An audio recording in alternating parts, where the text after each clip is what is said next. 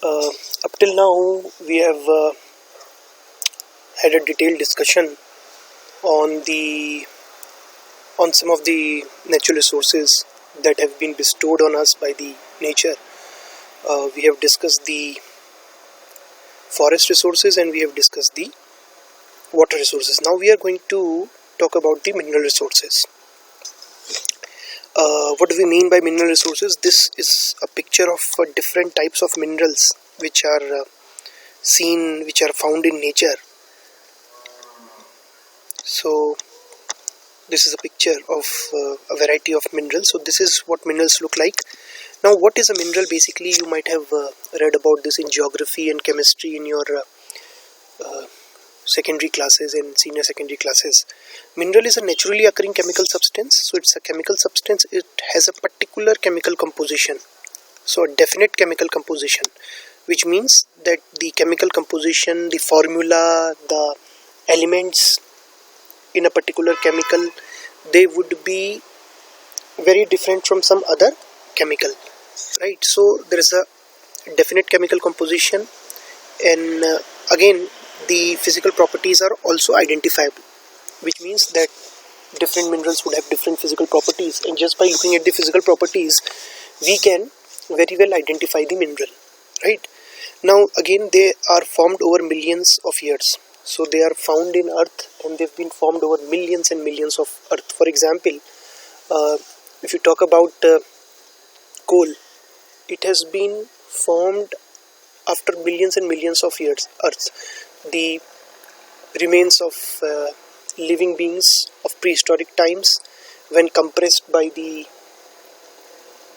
overlying earth, and in the conditions of high temperature and high pressure, they get transformed into coal. So this is an example of how coal, which is again a mineral, is formed, and this formation has taken almost millions of years, thousands and millions of years.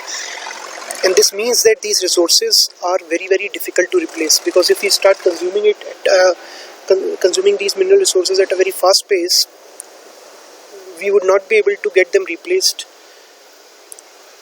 because the earth would take quite a long time to regenerate these minerals if you consume them at a very fast pace. So these are non-renewable sources that are available to us and that have been bestowed to us by the nature. Now they are present in the earth crust, so they are generally found in the earth crust, and they are obtained by mining. So you have to mine the earth crust and then only you can obtain the minerals. Now please understand, the minerals from which you get some kind of metals, they are known as ores. So what is an ore? Ore is a mineral from which you can obtain some metals. It could be one metal you can obtain from a particular mineral. It could be a mixture of different metals. So a particular ore can give you one metal or maybe more than one metal, right? Now let us talk about the different types of minerals that we have.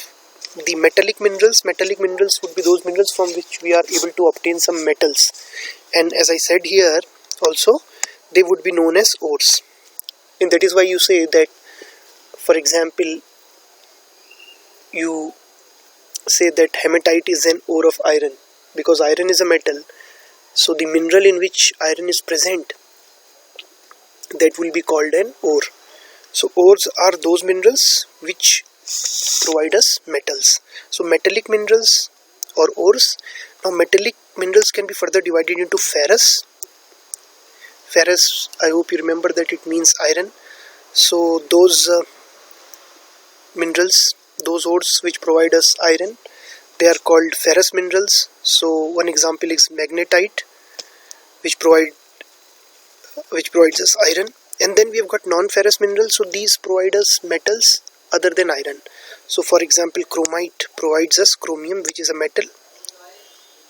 So this is an example of a non-ferrous mineral. And then there are non-metallic minerals also, which do not provide us metals as such. They provide us items like this: coal, for example, salt, silica, granite. I hope you remember that these are the minerals which are used for purpose of construction. Then this is used for thermal power production. this is a source of energy for us. We'll be discussing it in energy sources as well. Then you know that salt is an ingredient of necessary ingredient of food. So these are the different types of non-metallic minerals. There are so many of them. There are around 1,000 of them, so I'm not listing all of them. You can read about them. Now let us talk about how they are mined. So how actually mining operations take place. Actually there are 4 stages in the mining operations. Number 1 is prospecting.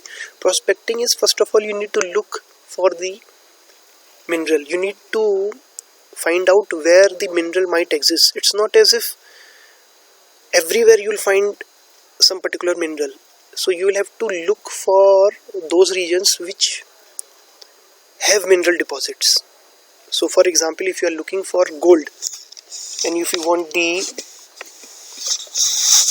you are looking to extract gold from the minerals, so you will have to look for the mineral deposits of gold. They may not be available everywhere, so you'll have to first look for those regions, those areas where such deposits can be found.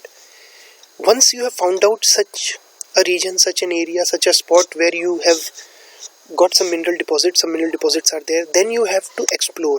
In exploration, you try to determine what is the quantity, what is the size, what is the location, and what will be the economic value of the deposit. So in the first stage you found out that yes, okay, in this particular point, at this particular point, some minerals are available. So if we mine, we'll get some minerals. But then you have to also find out, you also have to assess what will be the quantity that you can mine from there. So here in the second stage, we basically find out the size of mineral deposit, what is the shape, what is the exact location, how, at what depth can you find the mineral deposits. So this is what we mean by location. And what is the value of the deposits? What is the economic value of the deposit? How much can we earn by selling these minerals or processing these minerals into metals or non-metals or whatever, and then sell it into the market? So how much are these mineral deposits going to fetch us in terms of money?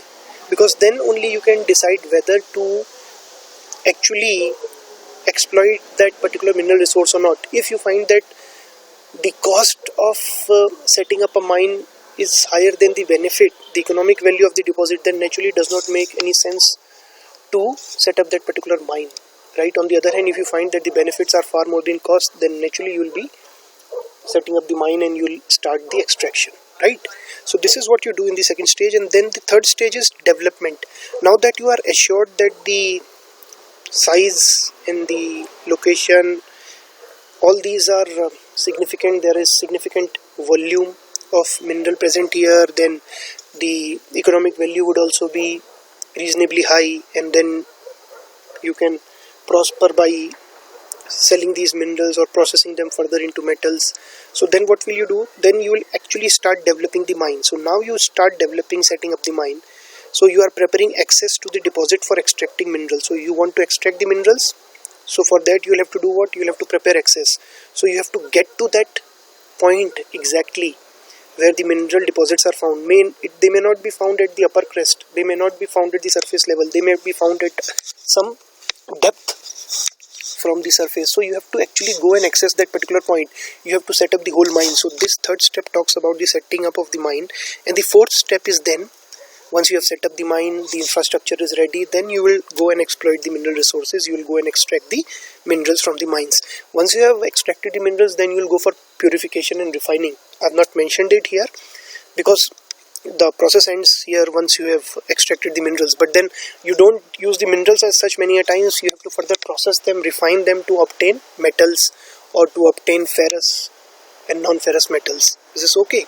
So processing and refining may be one more stage which will be there before you actually start making use of the mineral resources. Okay. Now let us talk about the mines. So these are the surface mines which you can see from the surface. You just can have a look from the surface. You have a look at these hills which are seen here. So the mineral deposits was available on the surface, so they kept on digging and all, right? So they kept on digging like this and kept on exploiting kept on extracting the mineral. Now this is basically a gold mine actually. So they are trying to extract gold here. So they are called open cast or strip mines. But in some minerals, the minerals may not be available at the surface. Again, these kind of open cast mines you might be finding here also in the hilly areas when you try to extract for example granite, for example marble for construction purpose. So sandstone, these kind of the limestone, sorry, these kind of minerals are generally extracted using open cast mines, and you might have seen these kind of mines and quarries here in Uttarakhand also, and somewhere near your native place also, right? Now the other type of mines are the deep mines, shaft mines. So what do we do in deep shaft mines? Because here the minerals are not available at the surface, they are at a depth. They are at a depth from the surface, so naturally you will have to make use of a shaft. A shaft will have to be used so that you can transport men and machines and extract the minerals and then bring the minerals back to the surface level. So then you will have to use a shaft, and that is why they are called shaft mines. And this, have a look at this kind of a mine. It's at quite some depth from the surface, and these lines have been constructed so that the minerals can be hauled easily, right? So these kind of mines are called shaft mines. Naturally you can understand that they are riskier, and since they are shaft mines, you have to, the man and machine has to be sent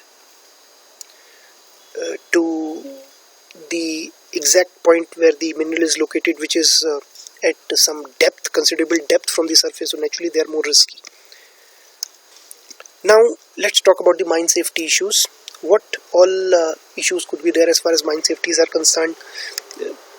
Is mining always a safe process, or mining may lead to some kind of a risk to human lives, or maybe risk to the machines that are being used for the mining purpose? So accidents can be there. What kind of accidents? Rock falls, roof falls. Now rock falls is some rock has fallen. So when you have actually, and this would basically be the case with the shaft mines, when you go to a particular depth, and it may so happen that some of the rocks might fall, they might be weak and they might fall. On the other hand, the roof may also collapse at times. So the roof collapses also take place. Now this is an example of a rock fall, I guess. So see, this is what has happened, and this is an underground mine, this is a shaft mine, and the rocks, the whole wall has collapsed here, so this can be called a rock fall. Then at times what happens is, you know that the aquifers, the water storages, they are generally found beneath the surface. It may so happen that when you are mining, there is a water reservoir, there is an underground aquifer in the adjacent area, and it may so happen that while mining you accidentally damage the partition which was segregating the water storage from the mine, so which was basically segregating the water storage from the mineral deposits. And if somehow you actually damage that particular segregation, that separation wall, then what will happen? The water will then flood the mine also. So these kind of floodings may also happen. Generally, again, this happens more with the shaft mines. And then explosions. Now why would explosions take place specifically in coal mines? See, in coal mines, for example, many a times methane gas, CH4, is also present, and you know that CH4 is a gas which ignites very easily, and in case there is some source of fire, then the gas which is getting leaked out when you are mining the coal, it may catch fire and there could be explosions in the mines, right? So these are some issues with the mines. Again, many a times, like I said, in coal mines there might be explosions if the methane which has leaked out is actually exposed to some source of fire. But then even if it is not exposed to some source of fire, if there is too much of methane, it may cause methane poisoning, and the workers may suffer life-threatening injuries, they may die also. Then radiation. If you want to mine minerals like uranium, now uranium, I hope you know that uranium is a radioactive mineral, and it is used for what purpose? It is used for purpose of generation of nuclear power, nuclear fission energy. Now for that you have to mine the uranium. Now when you go and mine the uranium, there might be radiation, so the workers have to be given protective gears so that they are safe from the radiation. They are not impacted by they are not harmed by the radiations. So that is another issue with the mines, specifically with the uranium mines. Then in most of the mines, specifically this is the case with the shaft mines, wherein you have to go to a depth from the surface, and the mineral is available at a depth from the surface. So there naturally there would be less amount of air circulation, and at times there would be inadequate ventilation. So lack of oxygen can be a problem here, and this can be an issue for the mine workers. And then there could be health hazards also. For example, this is a disease, pneumoconiosis. Now disease, it is a disease of the lungs, and it is caused by the dust produced during mining. So if you breathe in the dust produced during mining, then you are likely to suffer from pneumoconiosis. At times it is also known as the black lung disease, right? So this is another health hazard associated with mining. Now let's have a talk about the use of mineral resources and what is the consequence of that. First thing is, there is an ecological impact. If you are going for mining, if you are mining some minerals, if you are trying to extract some minerals, naturally it is got to have an impact on the ecology. Ecology means the surroundings, the biotic components, the plants, animals, and the abiotic components, including the soil and including the water. So all these aspects of the ecology, all these constraints of the ecology would be impacted. For example, deforestation would take place. Naturally, you might have seen now this is an example of how deforestation can take place. So you had to extract these minerals which were available there in these hills. So what you did, you had to uproot the trees had to be felled down, and then the channels were created so that the minerals can be accessed. Then naturally digging has happened, so this has led to loss of forest cover, loss of tree cover. Now this in itself is a big problem, and we have discussed this problem, what could happen because of deforestation, so I'm not going to that now. Again, have a look at this particular mine here. Now this here is an earth moving equipment trying to dig some minerals from the surface. So this is basically an open mine, right? Now soil erosion could take place because of deforestation. Soil erosion would take place certainly. So all these impacts are connected. So because you had to fell the trees, the felling of trees or deforestation led to soil erosion, and then there would be loss of flora and fauna. Many of the plants and the animal species which live there, which sustain their livelihood from that particular area where you have started mining, they may lose their habitat, they may lose their ability to look for food, they may not be able to access food, and this might lead to an adverse impact on the flora and the fauna of the particular area where you started the mining, right? So this could be another impact. Then ecosystem degradation, as I said, the flora and the fauna have been impacted, the biotic components have been, the animals and the plants have been impacted, the abiotic components, soil has been impacted, and there certainly would be impact on water also, air also, because of pollution and all that stuff. So naturally there would be the degradation of ecosystem, so it would certainly be damaging the ecosystem. Then again, not only this, the damage is not limited to the extraction process. The damage happens after the extraction also. After the extraction, what will you do? You will start using the minerals for some industrial purpose, maybe for construction. So there also, the minerals that you have extracted, they may cause pollution. For example, I'll give an example of, let's say, suppose you have been able to mine iron. Now what will you do with that iron? Don't you think you would want to manufacture some products out of iron, maybe process it further into steel and then use it for purpose of consumer durable manufacturing? Naturally, in all these industrial processes, some kind of air pollution would certainly happen. There would be emissions.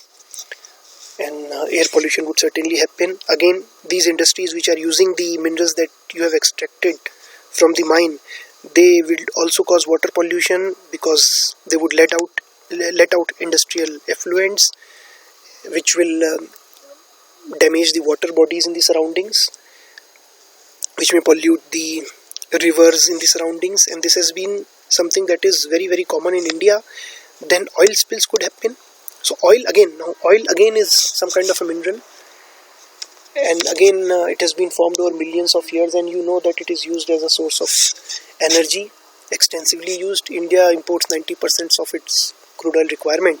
Naturally, when you are trying to extract crude oil, there could be spills taking place. When you are shipping the oil, you know that most of the oil that we consume here in India, crude oil, 90% of that is imported. So naturally that has to be shipped from America or maybe countries like Iran in the Middle East. So when it is shipped to India, it is shipped through tankers, and it may so happen that the tankers may meet some accident and the oil may spill, and this could cause damage to the marine ecosystem, also to the fish species or to the other plants, seaweeds which are found in the sea. They could also get damaged because of the oil spill.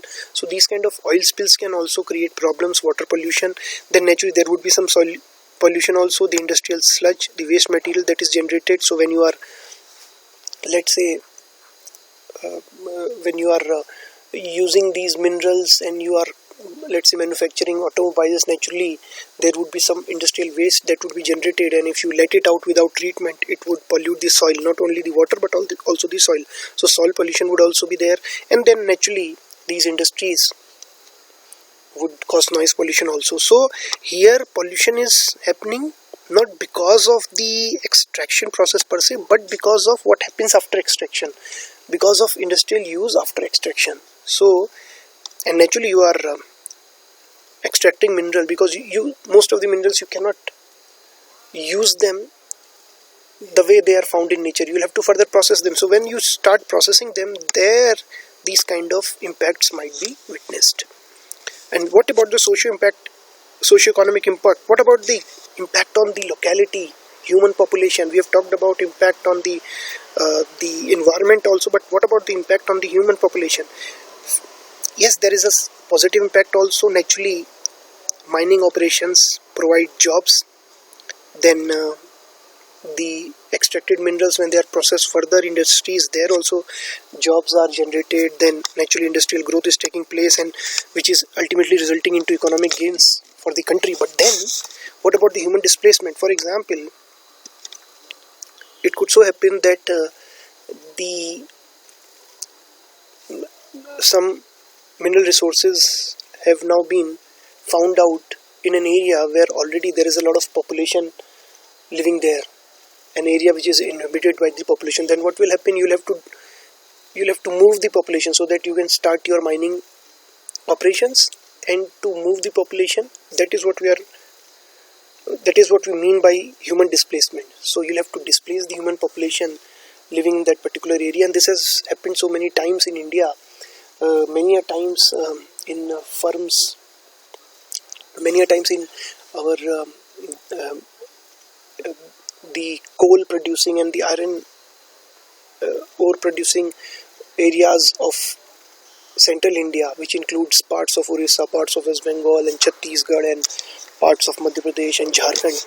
So many people have been displaced there just because some minerals were found in the areas where they were living, and then they had to be displaced so that the minerals could be extracted and could be put to industrial use. So this kind of human displacement is very, very common, and that is a big problem here in India, because many a times, since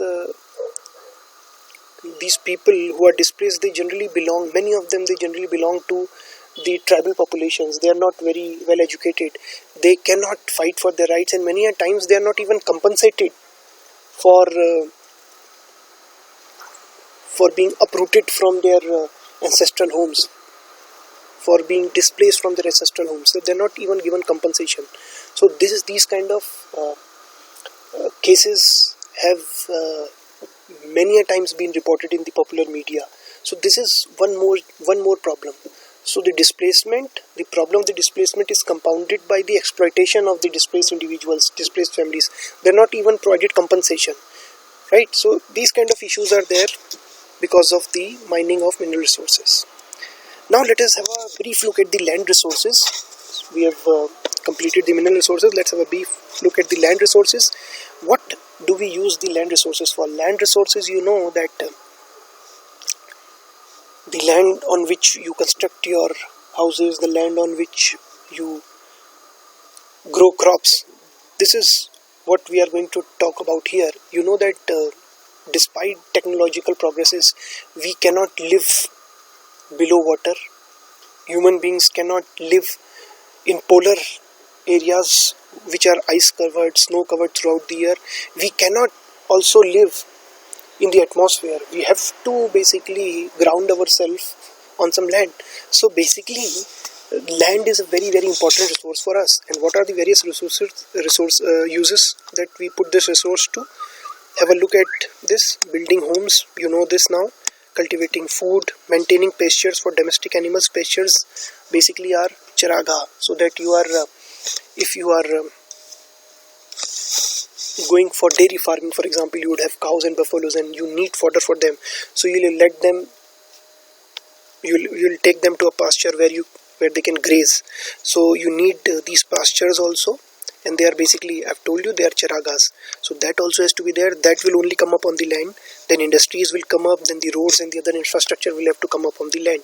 So land resources can be put to so many uses, and you understand now that land is a very important and vital resource for human existence. Now let us talk about this problem of land degradation. Why is land getting degraded day by day? One reason is use of agricultural chemicals. So we have been using agricultural chemicals like chemical fertilizers, chemical pesticides. What will happen? It will cause soil pollution. This is fine. So that will degrade the quality of the land. That will make it unfit for at least cultivation purpose. Then we have got over irrigation. Over irrigation itself can be a big problem. What will happen in over irrigation? Please understand, the water would remain on the surface if the amount of irrigation is more than what is required by the soil, required by that particular field, right? So the water would remain at the surface, and when the water would evaporate, naturally if the water is on surface and there is sun coming out, the solar energy would cause the water to evaporate. But while evaporating, that is the conversion of water into water vapor and going into atmosphere. So when the water is getting evaporated, the salts are left behind, and these salts get deposited on the surface, and this is what we mean by salinization. Okay? The land turns saline, right? Again, this could bring down the crop productivity. This makes the land unfit for cultivation purpose also. So that is another problem with over irrigation. So over irrigation can also cause issues. Then soil erosion is a big problem, you know, as far as the land quality is concerned. Soil erosion is a big problem. And this is a picture of Chambal Badlands.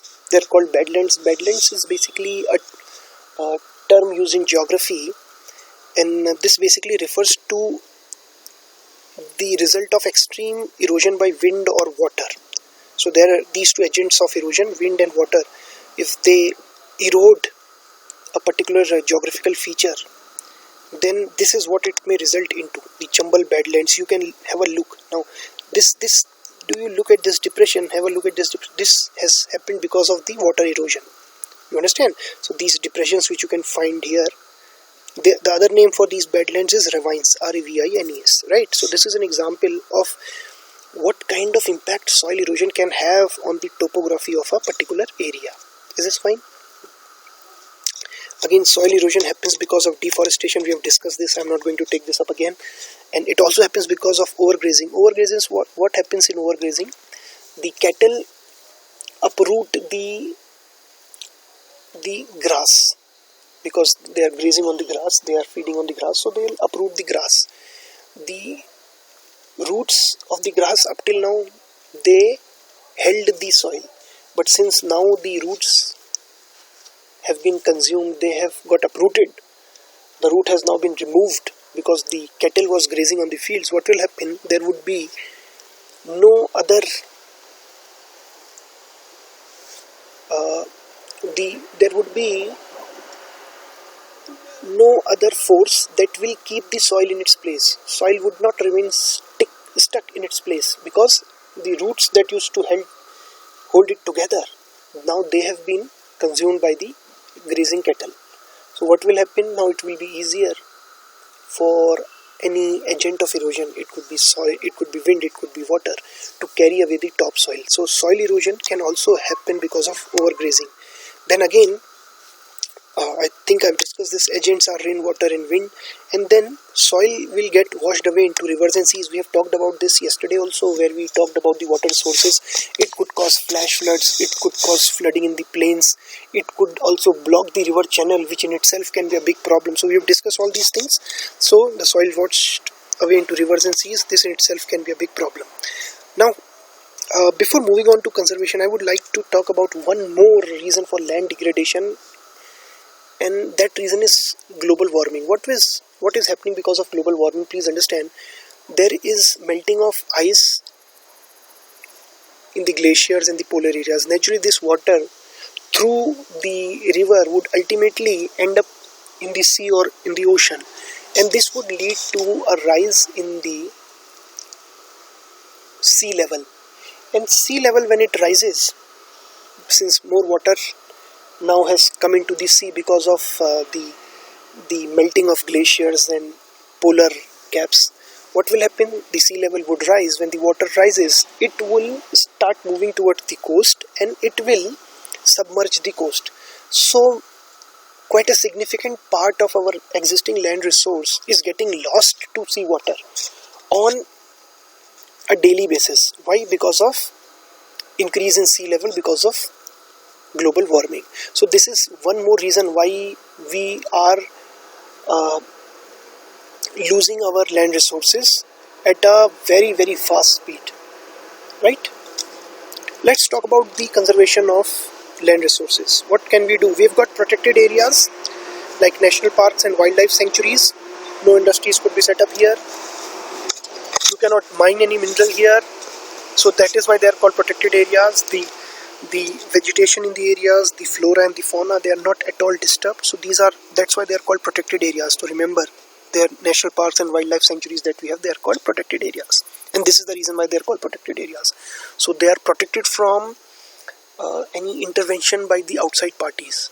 So you can go there for purpose of tourism, that is fine, but you cannot set up an industry there. You cannot change the topography of the area. You cannot construct a house there, right? So these are the safeguards which have been kept in place for these protected areas. And naturally, in these protected areas, we can also prevent damage to our land resources. So this is one. And second is traditional practices and beliefs. I'll give you an example of what happened in the Niyamgiri hills in Orissa. A particular company wanted to mine bauxite from the Niyamgiri hills. They found out bauxite deposits there. Bauxite would then be further processed for aluminium, for extracting aluminium, which is a metal. So basically bauxite is an ore. So they found out, but then when they tried to set up their mine there, they met huge opposition from the local Dongriya Kont tribe. So that tribe used to inhabit that particular area, those particular areas, and they were opposed to any kind of mining activity in that particular area. And the reason was they actually used to worship the Niyamgiri hills as their ancestral god, as their ancestral deity. And this was the reason why they did not allow mining activities to start there. And this was a very, very controversial issue around 7 to 8 years ago, and it attracted quite a few comments from the popular media also. And ultimately now there is no mining going on in that particular area. So what I'm trying to tell you is that if we start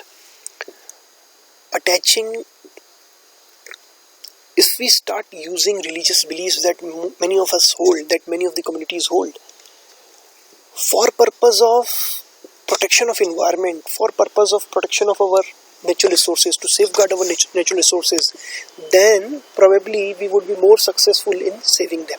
I'll give an example. For example, in Hindu religion, we treat many of the trees, we treat them as gods. We worship some of the trees also. Some banyan tree we worship, the badkat ka ped we worship. There are so many trees that we worship. The banana tree leaves are used in some religious ceremonies also.